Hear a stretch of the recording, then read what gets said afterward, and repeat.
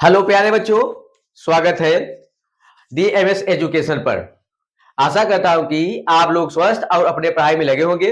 जैसा कि आपका बोर्ड का एग्जाम 60 दिन लगभग है, तो उसको नजर में रखते हुए हम लोग ने पिछले एक लेक्चर में दूसरे मॉडल पेपर का सभी एमसीक्यू कर चुके थे।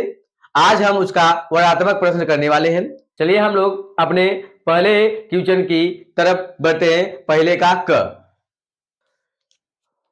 खंड ब का पहले का क दिया है। सिद्ध कीजिए कि 4 माइनस 3 अंडर में 2 एक अपरिमेय संख्या है। तो चलिए हम लोग इसे सॉल्व करते हैं।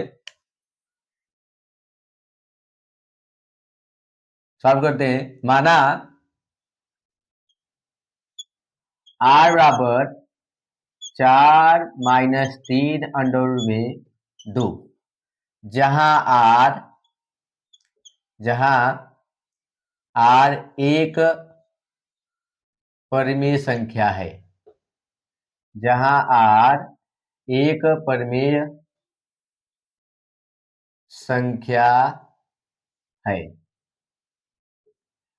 मान लिए। तो यदि r एक परिमेय संख्या है तो हम जानते हैं कि 4 भी एक परिमेय संख्या है और 3 भी एक परिमेय संख्या है। यानी हम क्या करते हैं, सभी परिमेय संख्याओं को बाएं या दाएं तरफ रख कर लेते हैं। तो हम सभी परिमेय संख्याओं को एक तरफ करते हैं। तो हमारे परिमेय संख्या की तरफ करने पर हम क्या करते हैं, पहले इसे प्लस बनाने के लिए इस बार लाएंगे, मैं बाएं कैदी पर छंद कर दे, तो इसे लिख सकते हैं r प्लस 3 अंडर में 2 बराबर कितना, 4। अब सभी परिमेय संख्याओं को एक तरफ कर लीजिए, मैंने दाहिने की तरफ कर लीजिए। तो हम इसे लिख सकते हैं 3 अंडर में 2 बराबर कितना, 4 माइनस r, या अंडर में 2 बराबर कितना लिख सकते हैं, 4 माइनस r बटे 3, या हम इसे इस प्रकार लिख सकते हैं 4 माइनस r बटे 3 बराबर अंडर में 2। अब हम जानते हैं कि 4 कामा r तथा 3 अपरिमेय 3 परिमेय संख्याएं हैं, परिमेय संख्याएं हैं। तो इस 4 माइनस r का अंतर भी क्या होगा, परिमेय संख्या होगा। और किसी परिमेय संख्या से भाग देंगे तो क्या आएगा, परिमेय संख्या आएगा। ऐसे ही निष्कर्ष निकलता है 4 माइनस r बटे अंडर में बटे 3, या इसे लिख सकते हैं तब 4 माइनस r बटे 3 परिमेय संख्या होगा, परिमेय संख्या होगा। परंतु अंडर में 2 एक अपरिमेय संख्या है, अपरिमेय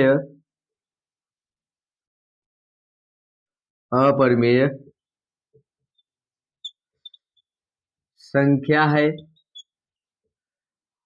जब अपरिमेय संख्या है तो हम देखते हैं यहाँ पे समीकरण से एक मान लीजिए, या तो ऐसे समीकरण 1 से हम देख रहे हैं, समीकरण 1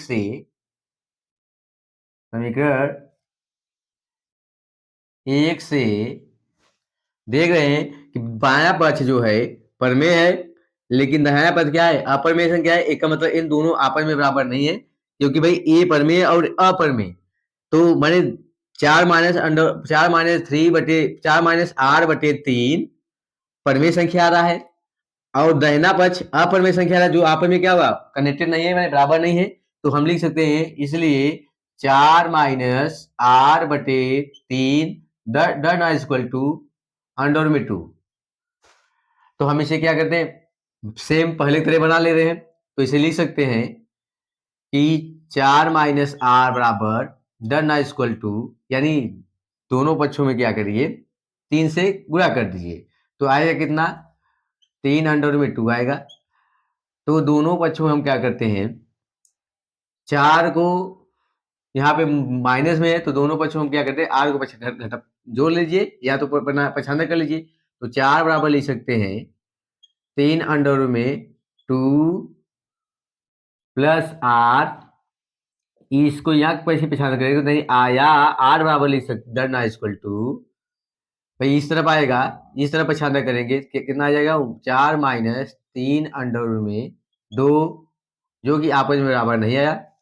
अतः ये सिद्ध हुआ, अतः 4 माइनस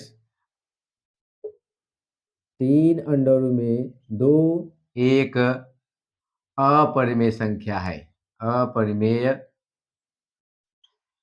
संख्या है। प्रश्न नंबर 1 का ब दिया है बिंदु 36,15 की मूल बिंदु से दूरी ज्ञात कीजिए। चलिए हम लोग सॉल्व करते हैं। क्या दिया है, बिंदु दिया है, मान लीजिए कोई बिंदु है जो मूल बिंदु से दूरी ज्ञात कर रहा है, दूरी ज्ञात करना है तो हम जानते हैं कि मूल बिंदु से दूरी माने बिंदु 36,15 की मूल बिंदु से दूरी, मूल बिंदु से दूरी बराबर होता है अंडर रूट में x का स्क्वायर प्लस y का स्क्वायर। देखिए आइए हम लोग आपको समझा देते हैं कि आप फार्मूला जानते हैं कि कोई बिंदु अगर हमारे मूल बिंदु है जिसका निशान 0 0 होता है, और कोई बिंदु मान लीजिए यहाँ दिया है x, y दिया है, तो अगर इसका मूल बिंदु से दूरी पूछे तो हम जानते हैं कि दो बिंदुओं के बीच की दूरी, दो बिंदु माने 0, 0 व x, y के बीच के अगर दूरी निकालना है, डिस्टेंस निकालना है, तो हमें फार्मूला क्या होता है अंडर में x2 माइनस x1 का whole square plus y2 minus y1 का होल स्क्वायर, हम ये फार्मूला जानते हैं। तो हम क्या करते हैं कि x1 मान लीजिए y1 है, ये x2 है, ये y2 है, हम मान रखने पर भाई मान रखेंगे x2 मान x रख दिए माइनस x1 मान 0 का होल स्क्वायर प्लस y का मान y रख दीजिए y2 का, फिर y1 मान 0 के होल स्क्वायर। इसे सॉल्व करेंगे कितना आएगा अंडर में x square plus y square. अगर मूल बिंदु से दूरी पूछता है तो डायरेक्ट यही फार्मूला रख दे अंडर में x square plus y square, तो हमें जल्दी से आंसर आ जाएगा। या तो आप ये फार्मूला लगा के आप बिंदु, अगर मूल बिंदु दिया, बिंदु दिया मूल बिंदु का निशान लिख लीजिएगा 0 0, यहाँ पे लिखने के बाद आप यही फार्मूला रख दीजिएगा तो आपका आ जाएगा। तो हम चलिए डायरेक्ट हम जान गए कि कोई बिंदु अगर दिया रहेगा, कोई बिंदु अगर दिया रहेगा तो उसके मूल बिंदु से दूरी का जो फार्मूला होता है अंडर में x का स्क्वायर प्लस y का स्क्वायर। चलिए हम लोग सॉल्व करते हैं।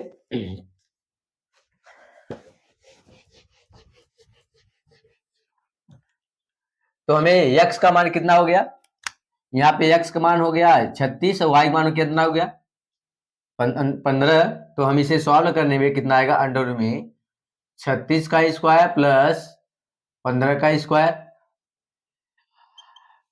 अब 36 का अगर हम वर्ग करते हैं तो कितना आएगा, 36 का वर्ग करने पर 6 हासिल का 3,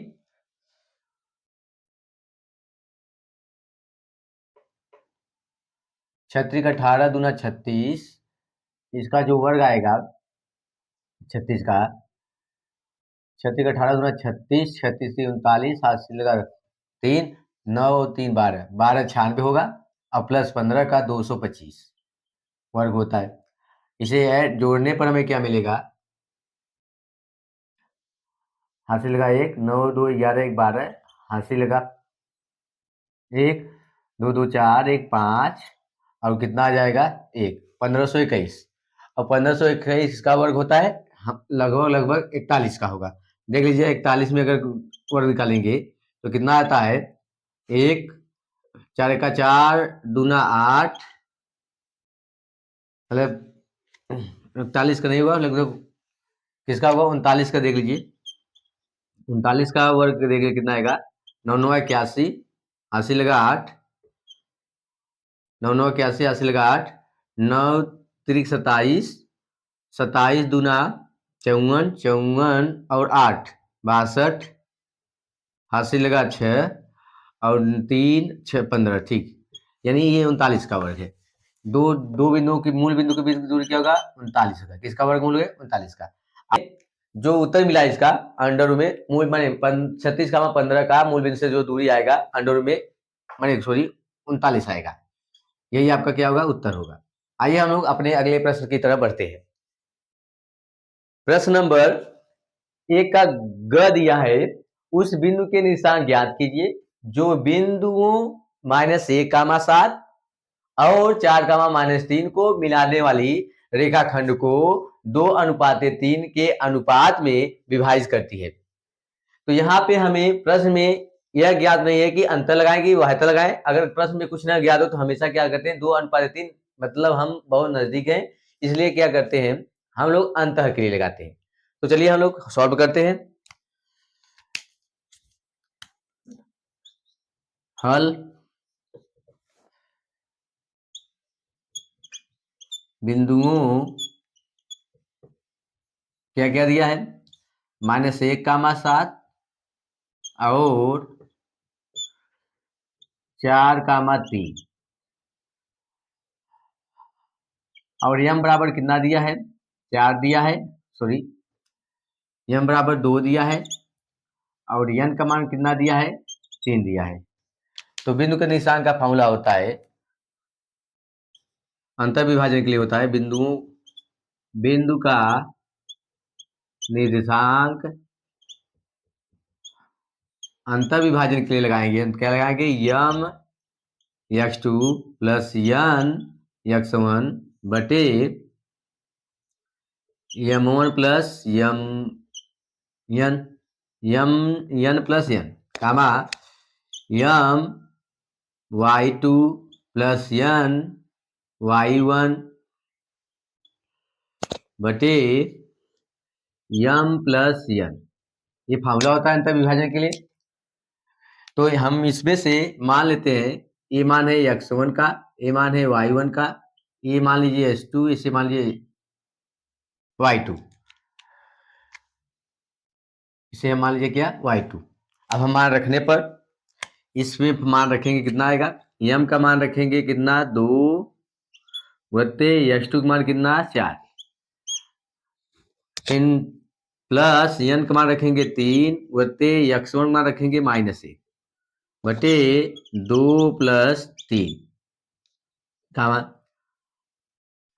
अब यम का मान कितना दिया है? 2 बटे y2 का मान कितना दिया है? 3, y2 का मान दिया है -3, तो -3 रख दीजिए। y2 का मान दिया -3 प्लस यन का मान दिया 3 बटे y1 का मान कितना दिया है? 7 बटे 2 प्लस 3। सॉल्व करने पर इसको पूरा करेंगे कितना आएगा? 8 आएगा।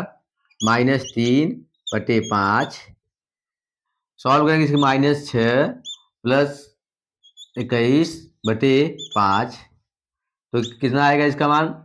जो इसका मान आएगा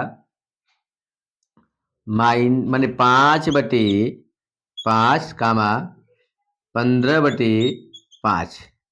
तो हम इसे हल कर देते हैं। कितना आता है? हम यहाँ लिख दे रहे हैं बराबर करके 5 कामा 3, यानी जो हमारा बिंदु का निशान आएगा 5 कामा माने 1 कामा 3, 1 कामा 3 माने इसका गुणा करेंगे 5 1 का 5 भाग किए, 3 भाग करने में कितना आएगा?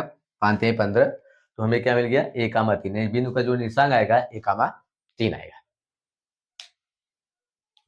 नंबर 1 का घ दिया है, सिद्ध कीजिए कि 1 प्लस tan स्क्वायर a बराबर sec स्क्वायर a। चलिए हम लोग सॉल्व करते हैं।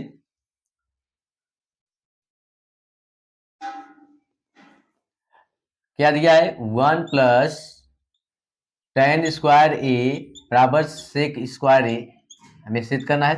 तो हम क्या करते हैं कि लेफ्ट हैंड साइड लेने पर 1 प्लस tan स्क्वायर a, तो 1 प्लस tan स्क्वायर लिख सकते हैं साइन स्क्वायर a बटे कॉस स्क्वायर a। इसका हर एक मान लेंगे तो त्रिज्या गुणा करें कितना आएगा? कॉस स्क्वायर ए प्लस साइन स्क्वायर ए बटे कॉस स्क्वायर ए। तो कॉस स्क्वायर ए हम जानते हैं कि साइन स्क्वायर ए प्लस कॉस स्क्वायर ए या कॉस स्क्वायर ए प्लस साइन स्क्वायर ए का मान क्या होता है? एक होता है। तो एक बटे कॉस स्क्वायर ए, चूंकि लिख दीजिएगा साइन स्क्वायर ए प्लस कॉस स्क्वायर ए बराबर होता है कितना? एक।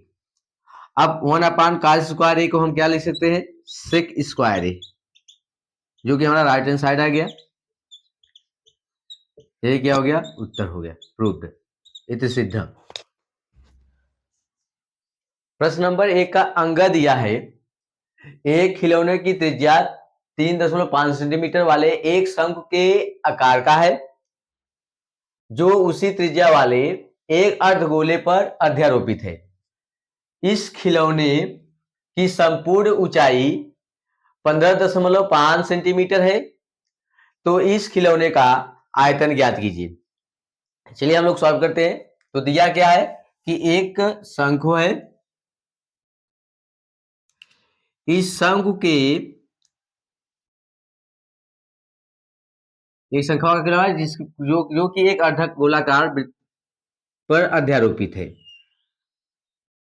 ये शंख हो गया, जिसकी त्रिज्या दिया है। इसका जो त्रिज्या दिया है, मान लीजिए केंद्र है, इसका जो त्रिज्या दिया है कितना दिया है? 3.5 सेंटीमीटर। और इसकी जो संपूर्ण ऊंचाई दिया है,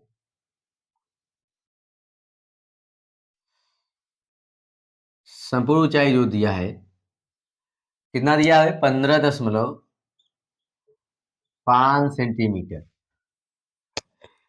यदि त्रिज्या 3.5 है तो मान लीजिए यहां से यहां तक का जो दूरी होगा, ये भी तो त्रिज्या कहलाएगा।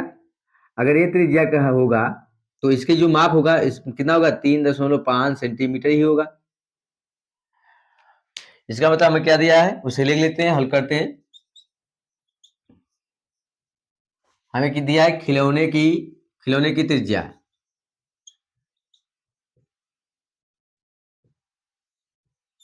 त्रिज्या, मान लीजिए आर है, जो दिया है 3.5 सेंटीमीटर। और खिलौने की ऊंचाई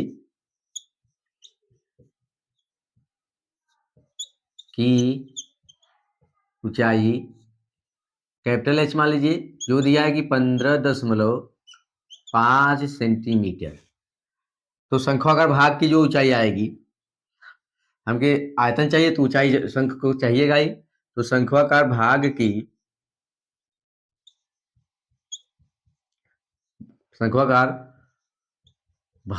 की ऊंचाई कितना आएगा? टोटल में से हम कितना घटा दें? त्रिज्या को घटा दें। इसका मतलब 15.5 में से हम किसे कम कर दें? 3.5 को घटाने पे कितना आएगा? 12 आ जाएगा, 12 सेंटीमीटर। कितना आ जाएगा? 12 सेंटीमीटर। अब पूछा क्या है? खिलौने का आयतन। तो खिलौने के आयतन का जो फॉर्मूला होगा, का आयतन,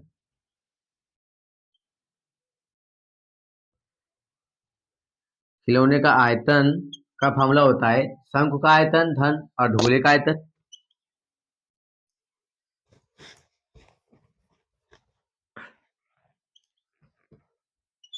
शंकु का आयतन धन अर्धगोले का आयतन का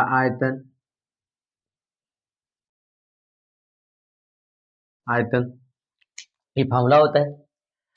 तो खिलौने का जो आयतन आएगा, शंकु का आयतन कितना होता है? 1/3 पाई आर स्क्वायर एच। खिलौने की ऊंचाई हम क्या मान लेते हैं? शंकु का जो ऊंचाई है मान लीजिए क्या है? स्मॉल एच है, तो इसे एच है। जो शंकु का आयतन होता है 1/3 पाई आर स्क्वायर एच, क्योंकि शंकु की ऊंचाई हम एच माने हैं, प्लस अर्धगोले का आयतन होता है 2/3 पाई आर स्क्वायर क्यूब होता है, आर क्यूब। अर्धगोले का आयतन 2/3 पाई आर क्यूब। हम क्या करते हैं, 1/3 पाई इसमें आर स्क्वायर इसमें भी है, 1/3 पाई आर स्क्वायर अगर हम कॉमन लेते हैं बचता है कितना है, एच प्लस आर। भाई 2 आर बचेगा क्योंकि 2 भी अभी कॉमन नहीं हुआ है, तो 2 आर ये आएगा। तो रखिए मान 1/3 पाई का मान 22/7 रख दीजिए, गुणित 3.5 गुणित 3.5, क्वेश्चन में एच का मान 12 प्लस 2 गुणित 3.5। हम इसे सॉल्व करते हैं, सॉल्व करते हैं तो कितना आएगा, 7 से इसे कटाएंगे कितना आ जाएगा, 7 पचे पहले में 0.5 आएगा, 3 से नहीं भी भाई होगा तो मैंने 1/3 गुणित 22 इसका गुणा इसमें करेंगे तो 22 110 मतलब 11 आ जाएगा, गुणित 3.5 गुणित इसे गुणा करने पर 7 आएगा, 3.5 गुना 7, 7 और 12 जोड़ेंगे कितना आएगा, 19 आएगा। अब कैलकुलेटर कर लीजिए कितना आता है। आर का मान कितना दिया है आपका 3, ठीक है। इसे कैलकुलेशन करने पर 243.83 लगभग आएगा सेंटीमीटर क्यूब। यही आपका क्या होगा, उत्तर होगा।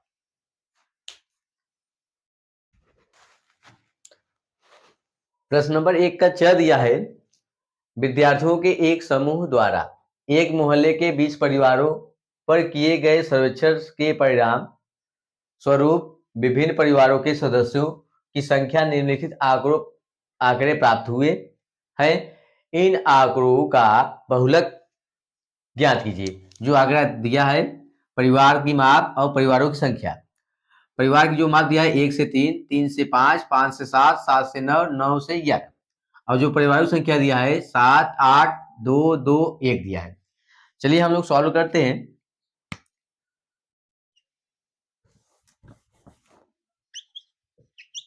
हमें क्या दिया है, आंकड़ा दिया है, तो जो आंकड़ा दिया है तो हम क्या करते हैं, या तो आंकड़ा को इसी पर लिख लीजिए एकदम अच्छी तरह से, या तो आप इसी तरह से लिख लीजिए कि अगर बहुलक बात होते तो आंकड़ा दो दो ही जरूर पड़ता है। इस आंकड़े में जो दिया है हम देखते हैं कि जो परिवारों की संख्या है, परिवारों की संख्या को हम दर्शाते हैं, माने ये परिवारों की माप है, माने x है, यानी जिसे कहते हैं, जिसे क्या कहते हैं, वर्ग अंतराल, यानी परिवारों की माप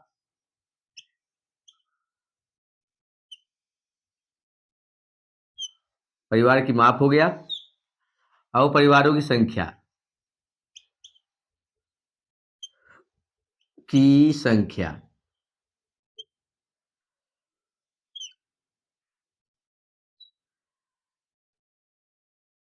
कहां से कहां तक दिया है, दिया गया है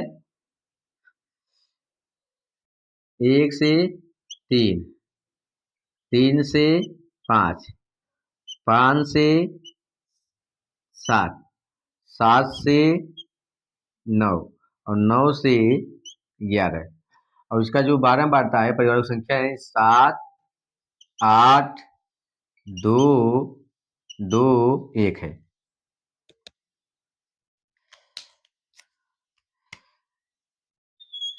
इस प्रकार लिखने पर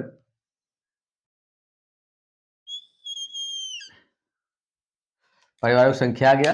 अब हम देखते हैं कि इस परिवारों की संख्या में सबसे अधिक बार क्या है, माने इसमें परिवारों की संख्या में जो 8 की बारंबारता है सबसे अधिक है। 8 की बारंबारता क्या है, सबसे बारंबारता ये, तो 8 की बारंबारता सबसे अधिक है, यानी जो बहुलक वर्ग होगा 3 और 5 के बीच में होगा। तो यानी हम जान सकते हैं कि भाई जब हम देखते हैं कि कोई भी बहुलक अगर पूछता है तो हम पहले बारंबारता देखते हैं। जो परिवारों की संख्या है, संख्या मतलब बारंबारता, बारंबारता में इस बारंबारता में सबसे अधिक क्या है, 8 है। जब अगर 8 है तो यानी यही क्या होगा, आपका बहुलक वर्ग होगा।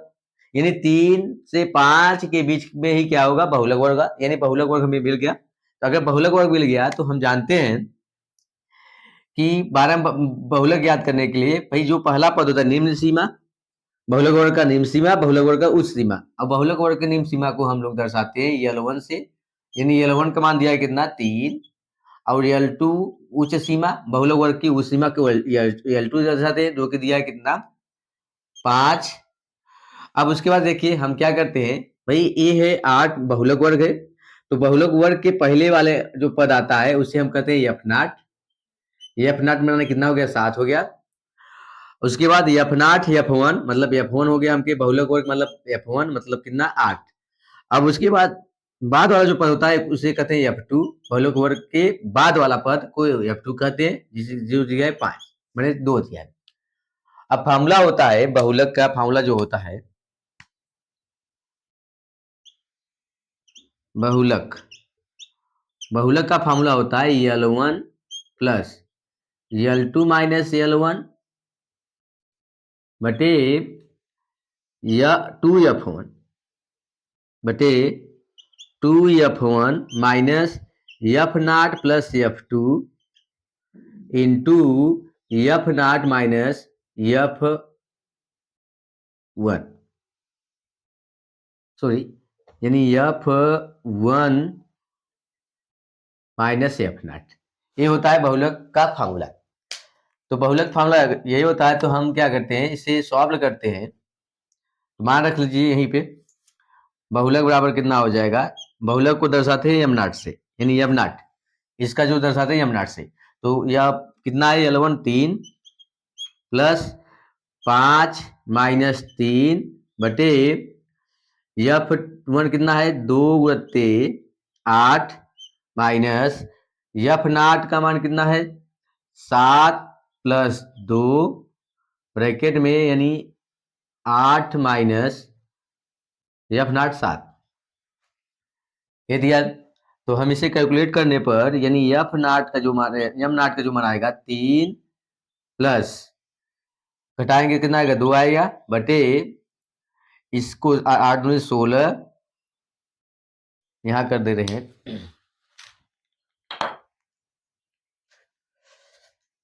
इसको यहाँ से सॉल्व कर दे रहे हैं, यहाँ पे सॉल्व कर दे रहे हैं।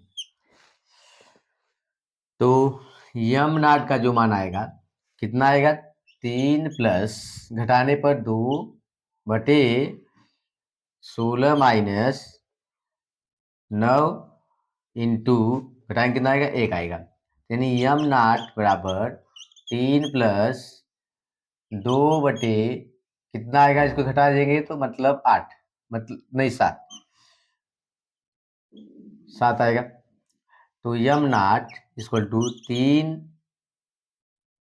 प्लस भाग देंगे कितना आएगा, 0.28,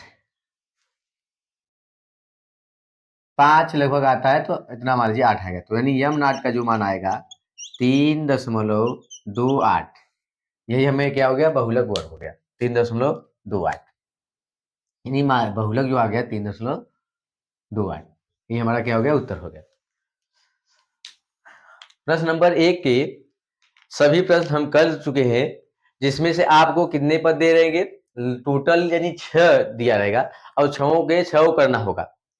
प्रश्न नंबर 1 में हमें कितने प्रश्न दिए होंगे, 6, यानी सभी प्रश्न को करना होगा। तो इसलिए हम लोग प्रश्न नंबर 1 के सभी प्रश्न कर चुके। आइए हम लोग प्रश्न नंबर 2 की तरफ बढ़ते हैं। प्रश्न नंबर 2 की तरफ,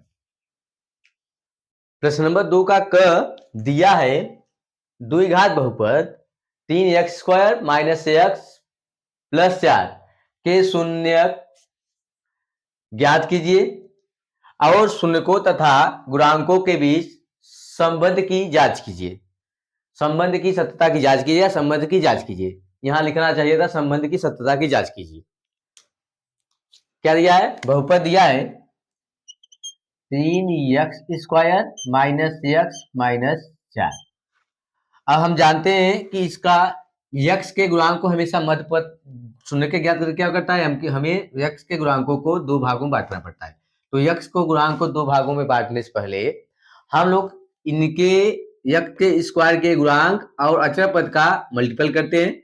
इन दोनों का मल्टीपल करने पर कितना आता है? 12 आता है। अब इसका जो गुणांक है 1 है, तो यानी 1 को दो भागों में बांटिए, या गुणा करने पे 12 आए, और जोड़े या घटाए पे हमें क्या मिलना चाहिए? 1 मिलना चाहिए।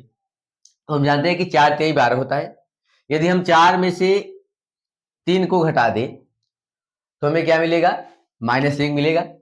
भाई माइनस को बड़े वाला वो माइनस कर लीजिए, छोटे वाले को प्लस कर दीजिए, तो हम इसे लिख सकते हैं 3 और 4 दो खंड बना। ये आपका पेपर मत करिएगा इसे, भाई हम समझाने के लिए आपको करिए। हमारे खंड कैसे होगा? यानी x 3x square plus 3x, इसे छोटा वाले प्लस रखेंगे, यहाँ माइनस आना चाहिए, तो इसे प्लस माइनस 4x माइनस 4। अब इसमें दो दो पढ़ लेते, इसमें क्या काम आने लेते? x अगर बाहर करते हैं, 3x बाहर करते हैं तो x प्लस 1 बचेगा, -4 अगर बाहर करते हैं तो कितना बचेगा? x प्लस 1 बचेगा। तो हमें क्या मिला? x प्लस 1 अगर बाहर करते हैं तो कितना बचेगा? 3x minus 4। यानी हमें इतना बराबर का जीरो मानेंगे तो जो x का मान आएगा, x का जो मान आएगा क्या क्या आएगा? x का जो मान मिलेगा हमें, यानी x का जो मान मिलेगा, जो शून्य मिलेगा, x का मान एक मिलेगा -1, और क्या मिलेगा भाई? 4/3। कैसे देख लीजिए, अगर x प्लस 1 बराबर हम जीरो मानते हैं तो x का मान कितना आएगा? -1 आएगा। यदि 3x माइनस 4 बराबर जीरो मानते हैं तो यानी कितना आएगा? 3x बराबर 4, यानी x का मान क्या मिलेगा? 4/3। यानी दोनों पहला शून्य क्या मिला? -1, और दूसरा शून्य क्या मिला? 3/4। यानी हमें मिल गया, यह अल्फा का मान हो गया, यह बीटा का मान।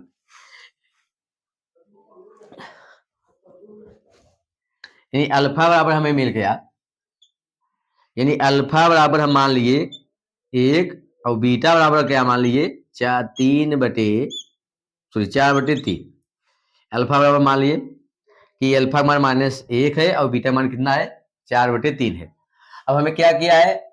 गुणांकों तथा शून्यकों तथा गुणांकों के बीच में, यानी ये शून्यक जो है और उनके गुणांकों के बीच में संबंध की सत्यता की जांच करना है। तो सत्यता की जांच करने के लिए पहले हम क्या करते हैं? जो बहुपद दिया होता है, यानी 3x square minus x minus 4 की तुलना ax square plus bx plus c से करने पर तो हमें a का क्या मान मिलेगा? a का जो मान मिलेगा हमें 3 मिलेगा, b का जो मान मिलेगा -1 मिलेगा, और c का जो मान मिलेगा -4 मिलेगा। अब इसमें तो दो जांच होता है, शून्यकों का योगफल और शून्यकों का गुणनफल। तो पहले हम क्या करते हैं? शून्यकों का योगफल जांच करते हैं। सत्यता की जांच, संबंध की जांच। तो होता है पहला जो होता है, पहला में जो होता है शून्यकों यहाँ पे लिख दीजिएगा सत्यता की जांच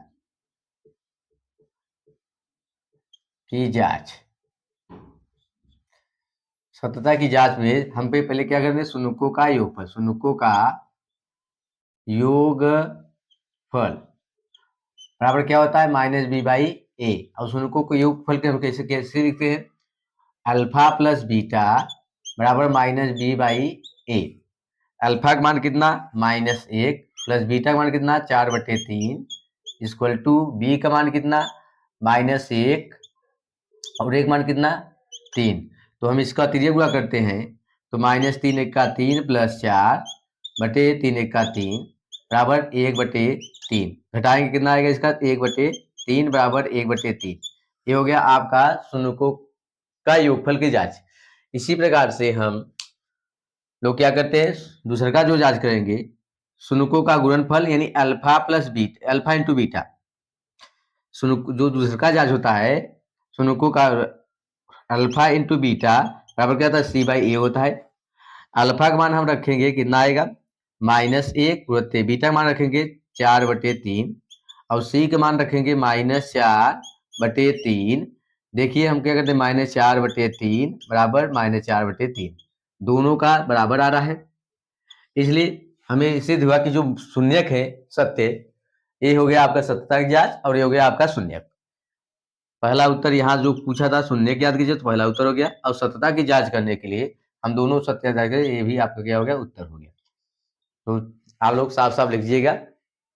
आइए हम लोग प्रश्न नंबर 2 के ख की तरफ बढ़ते हैं।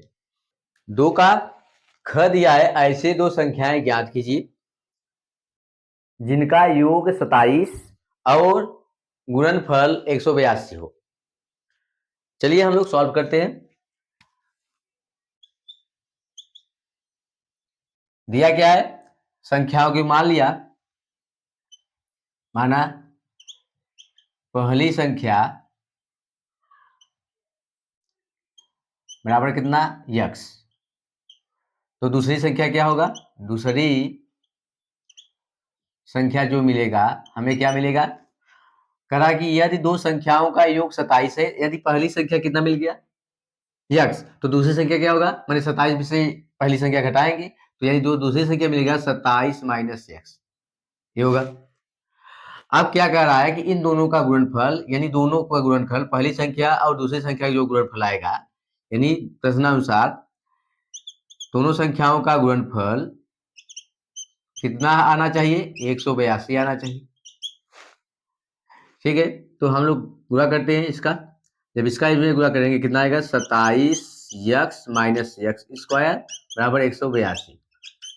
सबको पछाड़ कर लीजिएगा, तो कितना यहाँ पे 0 बच जाएगा, तो कितना बचेगा, यही जाएगा एक्स स्क्वायर प्लस हो जाएगा x square minus 27 x plus 182, या हम इसे लिख सकते हैं x square minus 27 x plus 182 बराबर 0। अब हमें फिर वही बात, दो घात समीकरण है, दो घात समीकरण का खंड करिए, 182 एक का 182, पहले गुणा करिए, 182 एक का 182। अब 27 को ऐसे दो भाग करिए कि गुणा करने में हमें क्या आना चाहिए, 182 आना चाहिए। तो 27 का ऐसे दो भाग करिए, तो गुणा करने में कितना आ जाए, 182। तो हम देखते हैं 12, देख लीजिए गुणा कर खंड करने पर 182 का अगर हम खंड करते हैं कितना आएगा, माने 2 से कटाएंगे तो 2 9 18, 2 1 का 2, फिर 3 से कटाएंगे तो कितना आ जाएगा, 3 से नहीं कटेगा 7 से 13 आएगा, 14 और ठीक है, 14 और 13 गुणा करेंगे तो कितना आएगा, 182। तो 14 और 13 और 14 और 13 जोड़ेंगे कितना आएगा, 27। जो खंड मिला में यक्स स्क्वायर माइनस कितना, 13 यक्स माइनस 14 यक्स प्लस 182 बराबर 0। इस दोनों में से एक कॉमन लीजिए, तो हम बाहर करते हैं, यक्स को अगर बाहर करेंगे तो यक्स माइनस 13, इसमें माइनस 14 कॉमन लेंगे, माइनस कॉमन लिए चिन्ह बदलेगा, तो यक्स माइनस चिन्ह माइनस कॉमन लिए, तो इसलिए यहाँ पे प्लस है तो माइनस हो जाएगा, और इसमें भैया 14 का भाग करेंगे तो कितना आ जाएगा, 13 आ जाएगा बराबर कितना, 0। या तो यक्स माइनस 13, मैंने यक्स माइनस 13 कॉमन लेते हैं तो कितना बचेगा, यक्स माइनस 14 बराबर 0। या तो यक्स बराबर यक्स माइनस 13 बराबर 0 होगा, यक्स माइनस 14 बराबर 0 होगा, या तो यक्स माइनस 13 बराबर 0। तो हमें जो यक्स का जो मान आएगा कितना आएगा, 13 आएगा, या तो यक्स माइनस 14 बराबर 0, तो यक्स का मान कितना आएगा, 14 आएगा। अतः अतः संख्याएं 13 और 14 है। अतः संख्याएं 13 और 14 है।